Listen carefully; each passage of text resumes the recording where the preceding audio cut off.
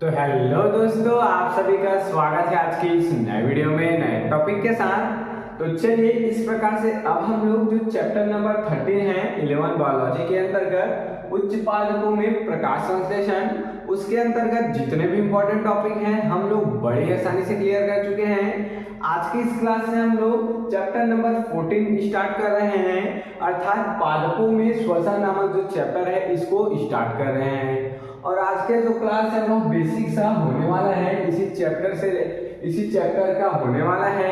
और हम लोग अब अगले चैप्टर में अर्थात अगले क्लास से इसी चैप्टर के जितने भी इंपॉर्टेंट टॉपिक होंगे आसानी से क्लियर करते हुए चलेंगे।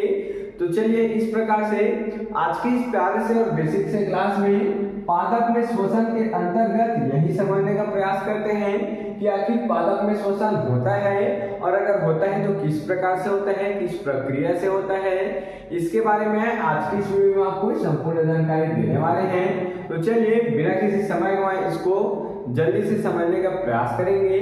तो देख सकते हैं यहाँ पर क्वेश्चन क्या बने हैं, पादप में श्वसन के अंतर्गत क्या पादप सांस लेता है। क्वेश्चन क्या है, ध्यान देंगे, क्या पादप सांस लेता है या फिर पादप सांस किस प्रकार से लेता है, इसको चलिए क्लियर करने का प्रयास करते हैं। तो हाँ, पौधे श्वसन करते हैं। इसका आंसर क्या है, पौधे जो है वह श्वसन करते हैं और ऑक्सीजन को लेते हैं तथा कार्बन डाइऑक्साइड छोड़ते हैं। लेकिन यह प्रक्रिया प्रकाश संश्लेषण से अलग है जो कि देह में होता है। क्या बोला गया, ध्यान देंगे, ये ऑक्सीजन लेते हैं, O2 को लेते हैं और CO2 जो है कार्बन डाइऑक्साइड है उसको छोड़ देते हैं, परंतु यह जो क्रिया है वह रात में होता है, उसी को बोला गया है। लेकिन यह प्रक्रिया प्रकाश संश्लेषण से अलग है, क्योंकि जो प्रकाश संश्लेषण है वो दिन में होता है और जो ऑक्सीजन लेने और कार्बन डाइऑक्साइड छोड़ने की प्रक्रिया है वह रात में होता है, क्योंकि इनमें भी दिन में क्या होता है, कार्बन डाइऑक्साइड लेते हैं और ऑक्सीजन को छोड़ते हैं। आगे पढ़ेंगे जो दिन में होता है, क्या बोला गया, लेकिन यह प्रक्रिया प्रकाश संश्लेषण से अलग है जो कि दिन में होता है, प्रकाश संश्लेषण दिन में होता है।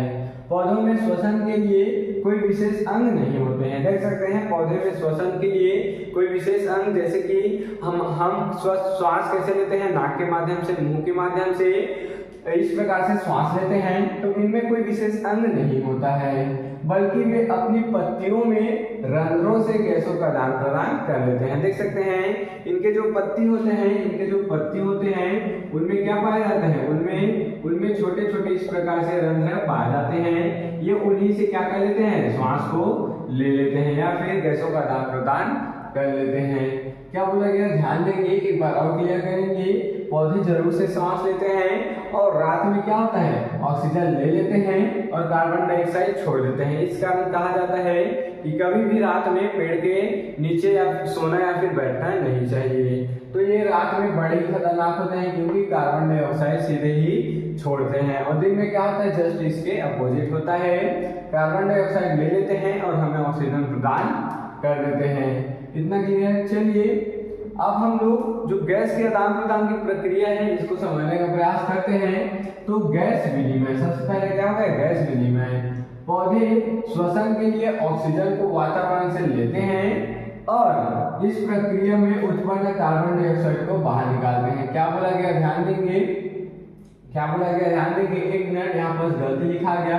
पौधे श्वसन के लिए ऑक्सीजन को वातावरण से लेते हैं, यहाँ ऑक्सीजन नहीं, यहाँ आएगा CO2। एक मिनट, क्या लेते हैं, CO2 को लेते हैं, कार्बन डाइऑक्साइड को लेते हैं और इस प्रक्रिया में उत्पन्न कार्बन डाइऑक्साइड को बाहर छोड़ते हैं। अर्थात यहाँ पर कार्बन डाइऑक्साइड नहीं, यहाँ पर क्या आ जाएगा, ऑक्सीजन आ जाएगा, यहाँ पर ऑक्सीजन आ जाएगा। क्या करते हैं, ध्यान देंगे, पौधे श्वसन के लिए CO2 को ले लेते हैं और वातावरण से लेते हैं और इस प्रक्रिया में उत्पन्न O2 को बाहर निकाल लेते हैं। इतना बात क्लियर है, इस प्रकार से क्रिया होता है। दूसरे देखेंगे रंध्रों की भूमिका।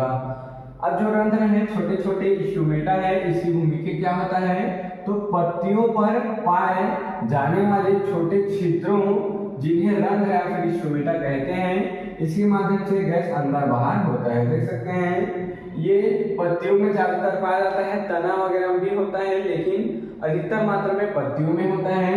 और उस पाए जाने वाले छोटे जो छिद्र होते हैं अर्थात स्टोमेटा उसे ही कहते हैं, जिसके माध्यम से जो गैस है उसका आदान प्रदान होता है। उसी छिद्र में CO2 घुसता है, ऑक्सीजन निकलता है। अगर पढ़ेंगे क्या है लेंटिसेल्स का कार्य। लेंटिसेल्स क्या होता है, तो तने में पाए जाने वाले लेंटिसेल्स भी गैसीय विनिमय में मदद करते हैं। अर्थात ये जो लेंटिसेल्स है ये हमारे ये जो पौधे होते हैं, पालक होते हैं, उनके तने में पाए जाते हैं। इनके माध्यम से भी O2 और CO2 का आदान प्रदान होता है। इतना बात क्लियर हुआ। चलिए अगला पढ़ेंगे ऊर्जा उत्पादन।